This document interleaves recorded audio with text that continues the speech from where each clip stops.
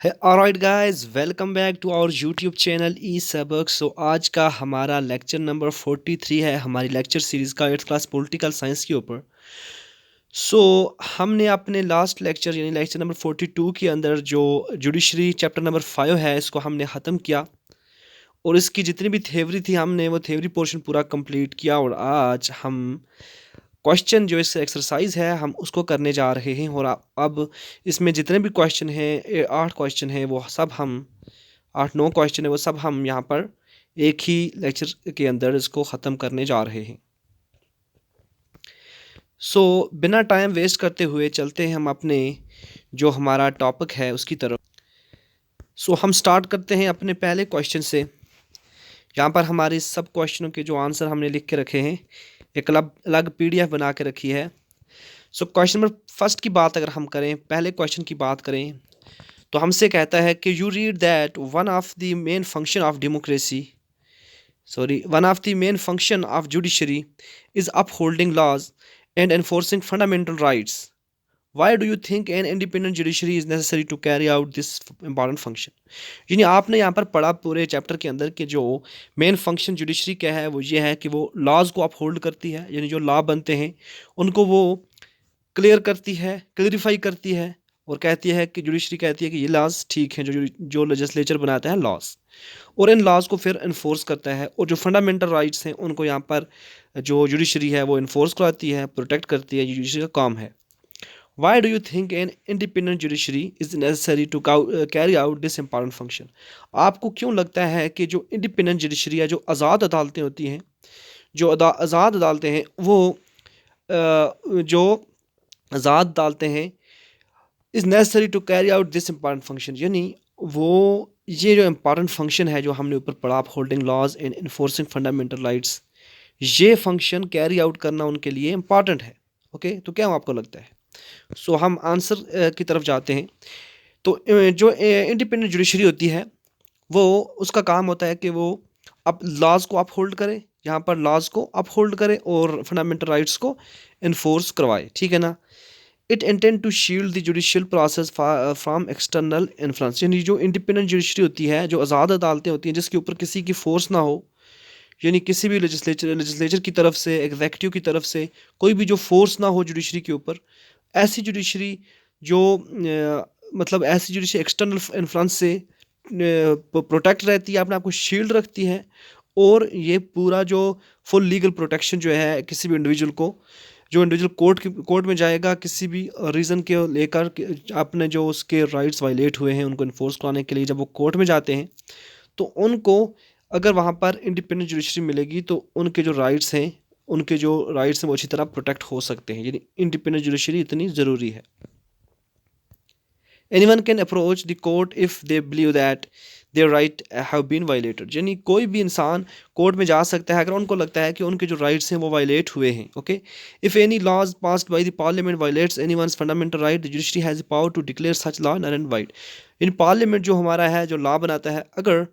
वो कोई भी ऐसा लॉ बना दे जो लॉ फंडामेंटल राइट को, जो हमारे फंडामेंटल राइट हैं उनको वायलेट करता है, यानी फंडामेंटल राइट के ख़िलाफ़ है, कोई भी लॉ, कोई भी कानून ऐसा है जो ऐसा जो कानून फंडामेंटल राइट्स को छीनने की बात करता है, फंडामेंटल राइट्स की प्रोटेक्ट की बात नहीं करता है, यानी फंडामेंटल राइट्स उस कानून की वजह से वायलेट होते हैं, तो ऐसे कानून को यहाँ पर जुडिशरी जो है वो नल एंड वाइड डिक्लेयर कर देगी, यानी वो कानून सरासर गलत कानून है, जुडिशरी इसको डिक्लेयर कर देगी और वो कानून फिर इम्प्लीमेंट नहीं हो सकेगा, ठीक है ना। क्वेश्चन नंबर जो सेकंड क्वेश्चन है, re read the list of fundamental rights provide in chapter first. Okay, how do you think the right of constitutional remedies connect the idea of judicial review. यानी आप जो fundamental right हमें chapter first के अंदर दिए गए हैं 6 fundamental right, उसको आप पढ़ो और आपको क्यों लगता है, कैसे आपको लगता है कि जो आर्टिकल 32 है यानी कॉन्स्टिट्यूशनल रेमेडीज़, वो जुडिशियल रिव्यू से कनेक्ट है। जुडिशियल रिव्यू के बारे में आपको अच्छी तरह मैंने अपने चैप्टर लेक्चर नंबर जो 39 आई थिंक या 40 है उसके अंदर हमने बताया था कि जुडिशियल रिव्यू क्या होता है, इसके बारे में हमने अच्छी तरह पढ़ा था। तो आपको क्यों लगता है जो कॉन्स्टिट्यूशनल रेमेडीज़ हैं वो जुडिशियल रिव्यू से कनेक्ट हैं? ओके,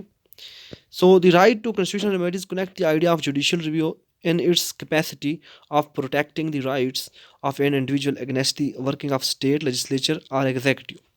ये जो हमारी कॉन्स्टिट्यूशनल रेमेडीज़ है उसका मेन जो आइडिया जो है वो जुडिशियल रिव्यू है। उसका मेन आइडिया जो है वो जुडिशियल रिव्यू है, यानी वो जो आर्टिकल 32 है वो हर एक सिटीज़न को प्रोटेक्ट करता है कि उसके जो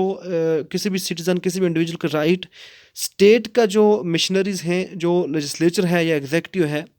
वो यहाँ पर छीन ना पाए, और जो जुडिशियल रिव्यू है या आर्टिकल 32 है हमारा वो प्रोटेक्ट करता है, ठीक है ना, फंडामेंटल राइट्स को। It allows citizens to move to the court if they think that their fundamental rights are being violated, यानी by the state administration, यानी अगर अगर किसी भी सिटीज़न को लगता है कि उनके जो फंडामेंटल राइट्स हैं वो यहाँ पर वायलेट हुए हैं स्टेट के एडमिनिस्ट्रेशन से, यानी जो हमारी गवर्नमेंट है, अगर गवर्नमेंट हमारी किसी भी सिटीज़न के राइट्स वायलेट करती है यहाँ पर, तो वो जो सिटीज़न है वो ईज़िली सुप्रीम कोर्ट में या हाई कोर्ट में जा सकता है और वहाँ पर जाकर अपने फंडामेंटल राइट्स को इन्फोर्स करवा सकता है। The judicial review implies the invalidation of legislative और executive action if it is seen to violate fundamental rights, यानी जुडिशियल रिव्यू है वो लेजिस्लेटिव और एग्जेक्टिव एक्शन जो होंगे, यानी लेजिस्लेचर के या हमारी जो एग्जेक्टिव या पुलिस जो है वो ब्रांच जो लॉज को यहाँ पर इम्प्लीमेंट करती है, अगर उसका कोई भी एक्शन यहाँ पर फंडामेंटल राइट को वायलेट करेगा तो ऐसे एक्शन को यहाँ पर जुडिशियल जो है हमारी जुडिशरी जो है वो इनवैलिडेट कर देगी, वो नल एंड वाइड करा देगी। Hence judicial review and the right of to constitutional remedies are interconnected, यानी हम कह सकते हैं कि जुडिशियल रिव्यू जो है वो और राइट टू कॉन्स्टिट्यूशनल रेमेडीज जो है ये दोनों इंटरकनेक्टेड हैं आपस में, ठीक है ना। Because judicial review is practiced when any fundamental right is violated, judicial review तब काम में आता है जब कोई भी फंडामेंटल राइट स्टेट के द्वारा यहाँ पर वायलेट किया जाता है। In this case a higher court can appeal the judgement of a lower court based on its own investigation, यानी जुडिशियल रिव्यू में ये भी होता है कि जो हायर कोर्ट जो होता है लोअर कोर्ट की कोई भी जजमेंट अगर ऐसी जजमेंट हो जिसको अपील किया जाएगा हाई कोर्ट के अंदर हायर कोर्ट के अंदर, तो वो हायर कोर्ट जो है वो अपनी इन्वेस्टिगेशन से उस जजमेंट के ऊपर एक अलग जजमेंट दे सकता है, तो उसको हम जुडिशियल रिव्यू कहते हैं। ओके, सो क्वेश्चन नंबर 3 जो हमारा है, in the following illustration fill in each tier with this judgment given by the various court in Sudha Goel case, यानी जो हमने सुधा गोल केस जो पूरा हमने ट्रैक किया था पढ़ा था उस केस को, उसके अंदर जो यहाँ पर हमें ये क्वेश्चन जो हमें पूछ रहा है वो बोल रहा है कि इन द फॉलोइंग इलस्ट्रेशन, जो हमारे नीचे इलस्ट्रेशन दी गई है, नीचे जो हमें इलस्ट्रेशन दी गई है इस इलस्ट्रेशन को आप क्या करो fill in each tier with the judgement, यानी हर टायर के अंदर जो हमें यहाँ पर दिया गया है नीचे ये पूरा जो हमें पैरामिड दिया गया है इसके अंदर आप इसको कनेक्ट करो और देखो कि किस किस टायर के अंदर यहाँ पर किस कोर्ट ने क्या कहा और क्या क्या किया था। Check your response with other of in the class. Okay, so answer का हम देखेंगे यहाँ पर। देखो जिस तरह ये अपेक्स कोर्ट में सबसे जो ये अपेक्स कोर्ट हमारा सुप्रीम कोर्ट होता है, फिर हाई कोर्ट नीचे आता है, फिर लोअर कोर्ट नीचे आता है। तो सुधा गोल केस को देखो और देखो कि किस टायर में और किस लेवल पर कौन सी जजमेंट आई थी। तो पहला जो लेवल था हमारा लोअर कोर्ट के अंदर हुआ, क्योंकि जो सुधा गोल केस पहले लोअर कोर्ट के अंदर गया, ट्रायल कोर्ट जिसको हम कहेंगे। तो वहाँ पर लक्ष्मण जो थी उसकी और उसके मदर की और जिसका नाम शकुंतला और उसके जो ब्रदर थे सुभाष चंद्रा, उनको यहाँ पर सजाए मौत दी गई थी। ओके, उसके बाद हाई कोर्ट के अंदर जब इस जजमेंट को यहाँ पर अपील किया गया तो इसमें जो शकुंतला और जो सुभाष चंद्र और जो लक्ष्मण थे इनको एक्विट किया गया, बरी किया गया, क्योंकि उन हाई कोर्ट का मानना था कि जो आग लगी थी वो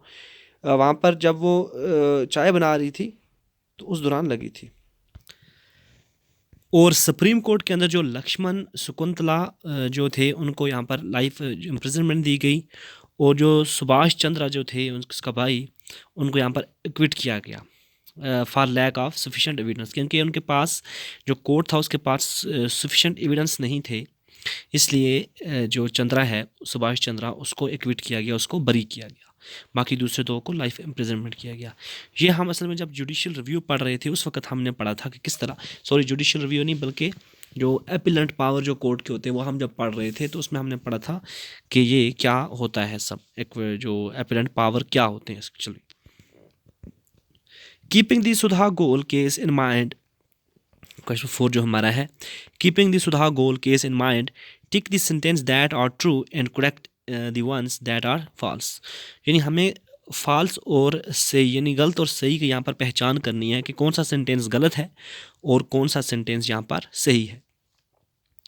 सो दी पहला जो हम केस देखते हैं, the accused took the case to the high court because they were unhappy with the decision of trial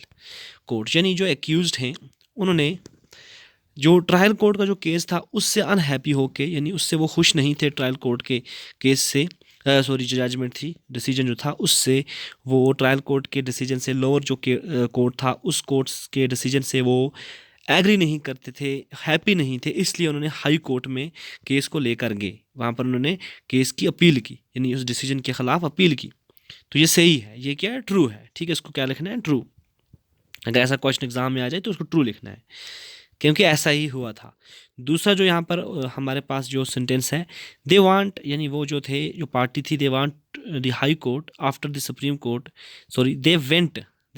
to the high court after the supreme court had given its decision, यानी जब supreme court ने यहाँ पर decision दिया उसके बाद वो high court में गए। ये तो गलत है, क्योंकि पहले वो हाई कोर्ट, लोअर कोर्ट में गए थे, फिर हाई कोर्ट में गए थे, फिर सुप्रीम कोर्ट में गए थे, ठीक है ना, ये नीचे से ऊपर जाता है, वो सीधे सुप्रीम कोर्ट में नहीं गए, ठीक है ना, ये गलत है, ये फॉल्स है। अब नेक्स्ट जो है sentence number third, if they do not like the supreme court verdict the accused can go back again to the trial court, यानी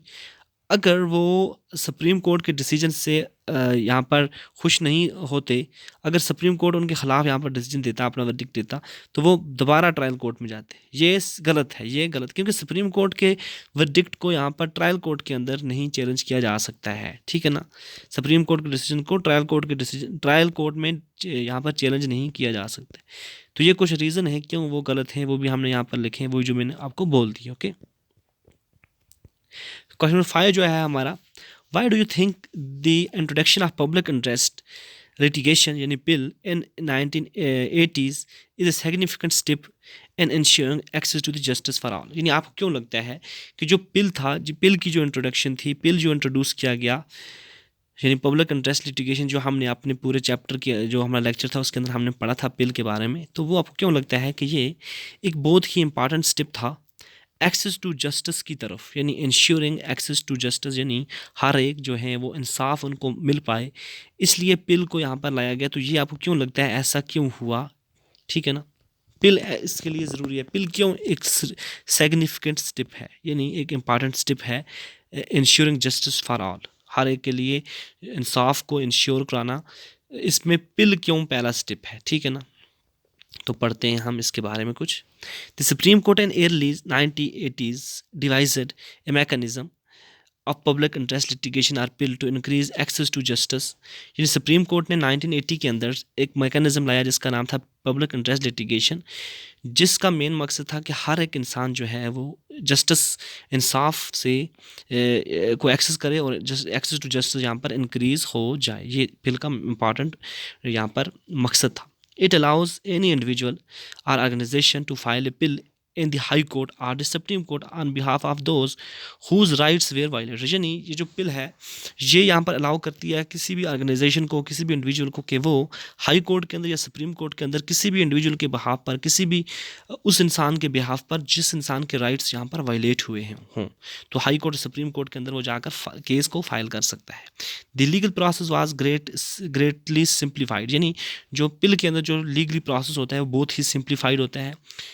इवन के जो लेटर होती है, टेलीग्राम एड्रेस जो होता है,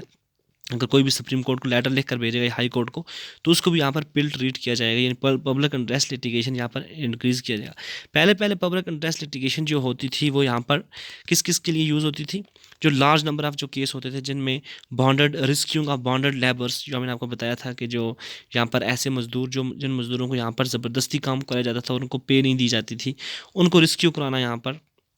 इनह्यूमन वर्क कंडीशन जो होती थी, इनह्यूमन वर्क कंडीशन जो होती थी किसी भी जेल के अंदर, जिस तरह हमारे पास एग्जांपल थी बिहार जेल के अंदर जो प्रिजनर थे जिन्होंने अपनी लाइफ जो उनकी सज़ा थी वो काट दी थी, उसके बाद भी वो जेल के अंदर रहते थे, तो उनको यहाँ पर रेस्क्यू कराने के लिए पिल, यहाँ पर पिल की इंट्रोड्यूस कराई गई, पिल का यूज़ किया गया,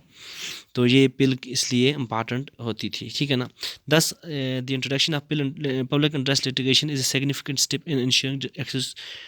टू जस्टिस फॉर ऑल, यानी ये हम कह सकते हैं कि जो पिल की इंट्रोडक्शन है वो बहुत ही इंपॉर्टेंट सिग्निफिकेंट स्टेप है हर एक के लिए जस्टिस इंश्योर करवाना। ओके, सो क्वेश्चन नंबर जो हमारा 6 है, re read excerpts from the judgment on Olga Tellis versus Bombay municipal corporation case, जो हमने पढ़ा था। Now write in your own word what the judge means when they said that right to livelihoods was part of the right to life।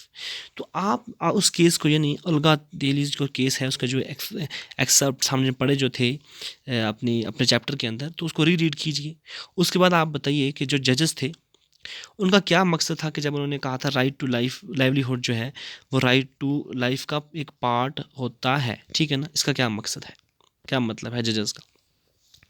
तो ओल्गा तेलीज जो Bombay versus municipal corporation जो case है, the जजेस stated that the right to livelihood was a part of the right to life. यानी जजेस ने कहा कि जो राइट टू लाइवलीहुड है वो, यानी लाइवलीहुड का जो राइट है, जो हमारा हक है, वो राइट टू लाइफ का पार्ट है। Okay, this stated that life does not merely means an animal's existence. यानी लाइफ का मतलब सिर्फ ये नहीं है कि एक हैवानों की तरह रहा जाए, ठीक है ना। एनिमल एग्जिस्टेंस का मतलब ही लाइफ नहीं है। It can not be lived without A means of livelihood. जो लाइफ है वो यानी लाइफ जो है वो सिर्फ वो लाइवलीहुड के बगैर, यानी खाने पीने की चीज़ें जो होती हैं, रहने की चीज़ें जो होती हैं, पहनने की चीज़ें जो होती हैं, उनके बगैर लाइफ बेमाना है, बेमकसद है और एक इंसान ज़िंदा नहीं रह सकता है। In the above mentioned case people were poor and lived in slums. यानी उस केस के अंदर, इस केस के अंदर जो पीपल थे, लोग थे, वो बहुत गरीब थे और वो स्लम्स के अंदर रहते थे। दे हैड स्मॉल जॉब्स, उनके पास बहुत छोटी छोटी जॉब्स थी। And they no other places to live, उनके पास कोई दूसरी जगह नहीं थी रहने की। For them eviction from the slums means deprivation of their livelihood. यानी उनके लिए अगर उनको स्लम्स से एविकेट किया जाए, स्लम्स से उनको निकाला जाए, तो उसका मतलब था कि उनकी लाइवलीहुड यहाँ पर उनसे छीनी जा रही थी। क्योंकि वो स्लम्स के अंदर इसलिए रहते थे, वो गरीब थे, उनके पास खाने को कुछ नहीं था, इसलिए वो स्लम्स के अंदर रहकर अपनी ज़िंदगी बसर करते थे और जो कमा कर लाते थे वो खाने के ऊपर खर्च करते थे। इसलिए अगर हम कहेंगे कि अगर उनको स्लम से निकाला जाए तो उनकी लाइवलीहुड उनसे छीनी जा सकती थी, उनकी जो लाइफ है वो उनसे छीनी जा रही थी, ठीक है ना। दिस इज़ हाउ जजेस connected the right to life to the basic requirement of any livelihood. यानी इसलिए जजेस ने कहा, जो हमारे कोर्ट के जजेस थे, उन्होंने कहा कि जो राइट टू लाइफ है उसके लिए, एक इंसान अगर राइट टू लाइफ एंजॉय करेगा तो उसके लिए इम्पॉर्टेंट है, उसके लिए इम्पॉर्टेंट है कि वो राइट टू लाइफ उसके पास, राइट टू लाइवलीहुड उसके पास हो। यानी रोटी, कपड़ा, मकान, ये एक इंसान के पास जब होगा तो वो राइट टू लाइफ एंजॉय कर पाएगा। दिस इज़ हाउ जजेस कनेक्ट, ये हमने पढ़ा। That is food, cloth and shelter. यानी जो हमने बताया कि रोटी, कपड़ा और मकान जो है वो एक इम्पॉर्टेंट, एक पर्सन के लिए ज़रूरी है कि अगर उसके पास ये चीज़ें नहीं होंगी तो वो इंसान किस तरह अपनी लाइफ बसर करेगा। ये राइट टू लाइफ, लाइफ को एंजॉय करने के लिए, जो लाइफ का जो हमारा राइट है, हक है, उसको एंजॉय करने के लिए लाइवलीहुड का उन्होंने यहाँ पर इम्पॉर्टेंट है। ओके, सो क्वेश्चन जो हमारा 7 है, और right a story around theme justice delay is justice denied. यानी एक स्टोरी लिखनी है आपको, जस्टिस डिले जस्टिस डिनाइड, इसके ऊपर आप स्टोरी लिखो। तो ये देखो स्टूडेंट जो है, ये आपको खुद, ये क्वेश्चन आप खुद करोगे, क्योंकि ये जो इसके ऊपर एक कहानी लिखनी है, तो हर एक इंसान जो है, हर एक स्टूडेंट जो है वो अपने अपने अंदाज में कहानी लिखेगा। तो मैं सिर्फ आपको एक हिंट देता हूँ, जिस तरह justice delayed is justice denied, इसका मतलब है कि अगर जस्टिस जो है, हमारा इंसाफ जो है, अगर उसको बहुत टाइम के बाद यहाँ पर दिया जाए, डिलीवर किया जाए, तो इसका मतलब यही होगा कि वो इंसाफ नहीं दिया गया। यानी फॉर एग्जाम्पल यहाँ पर एक बंदा है, उस बंदे की उस बंदे की चोरी हो जाती है, ठीक है ना। उसका जो पैसा है वो यहाँ पर कुछ लोग आकर लूट के ले जाते हैं। तो वो पर्सन जाकर कि सुप्रीम कोर्ट के अंदर उन पर्सनस के ऊपर केस करता है कि फ़लाँ फ़लाँ जो लोग हैं उन्होंने मेरी यहाँ पर जो मेरी जो तिजोरी है, मेरे जो पैसे है वो चोरी किए हैं। अब जो कोर्ट है वो उस केस को सुनने में, फिर उस पर जस्ट ये डिसीजन देने में 10 साल लगा देता है, 10 ईयर। और 10 साल के बाद जाकर यहाँ पर डिसीजन देता है कि हाँ, ये जो पर्सन है इस पर्सन को यहाँ पर इंसाफ दिया जाए, उसके जो पैसे हैं लौटाए जाए। तो इसको हम कहेंगे कि ये तो जो सुप्रीम कोर्ट, जो हमारा कोर्ट था, उसने जो यहाँ पर डिसीजन दिया वो 10 साल के डिले के बाद दिया, यानी 10 साल डिले हुआ। तो हम कह सकते हैं कि ये एक तरह का जस्टिस डिनाई किया गया, ये जस्टिस नहीं दिया गया, जस्टिस से इनकार किया गया, ठीक है ना। तो इतने टाइम के बाद उसकी जो परेशानी हुई, उसको जो पैसे नहीं मिले, उसके जो पैसे लूट कर ले गए थे लोग, जो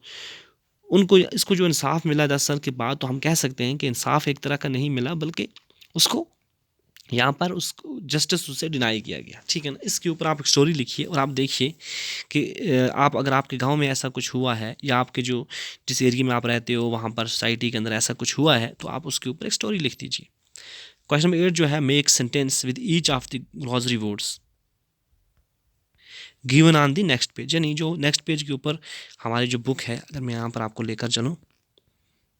1 मिनट, कहाँ गया हमारा, अगर यहाँ पर मैं आपको लेकर चलूँ तो ये हमारी जो बुक है, इस बुक में जो हमारे यहाँ पर जो वर्ड दिए गए हैं, इक्विटल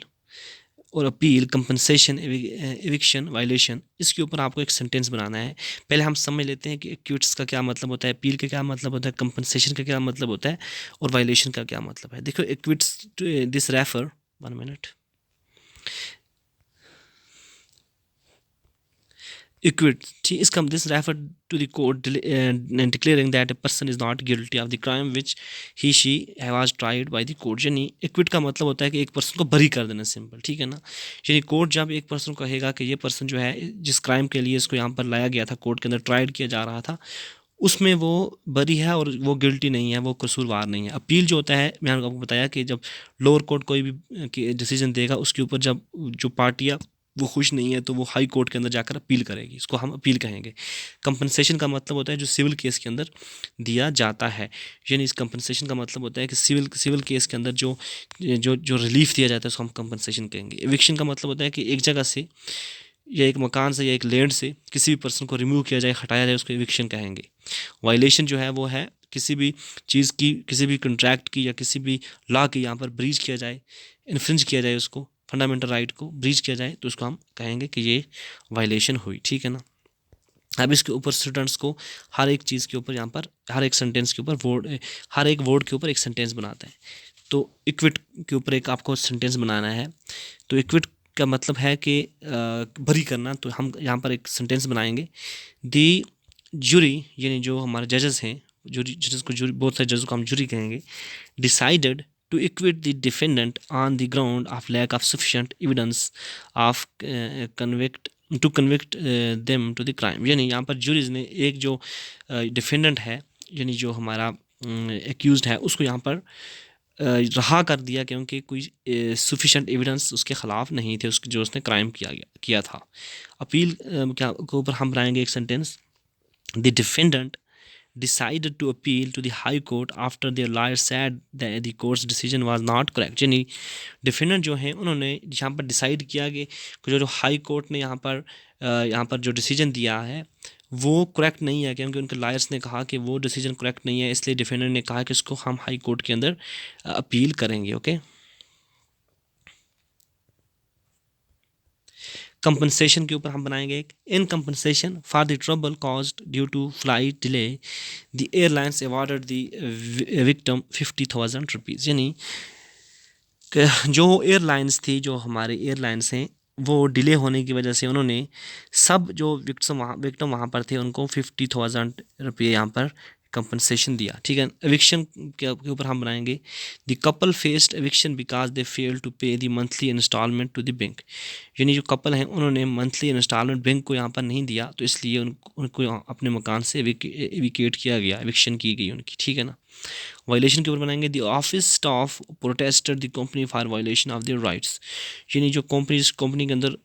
लोग काम कर रहे थे, स्टाफ काम कर रहा था, उन्होंने यहाँ पर प्रोटेस्ट किया क्योंकि उनकी कंपनी जो है उनके राइट्स वायलेट कर रही है यहाँ पर। ओके, तो this is all about our today's lecture. So I hope कि आपने इसको अच्छी तरह अंडरस्टैंड किया होगा। तो अगर आपने इसको आपको ये जो हमारा आज का लेक्चर था अच्छा लगा, तो आप उसको लाइक कीजिए, अपने फ्रेंड्स के अंदर इसको शेयर कीजिए, और हमारे चैनल को सब्सक्राइब कीजिए। सो मिलते हैं हम अपने नेक्स्ट लेक्चर के अंदर, तब तक के लिए खुदा हाफिज़।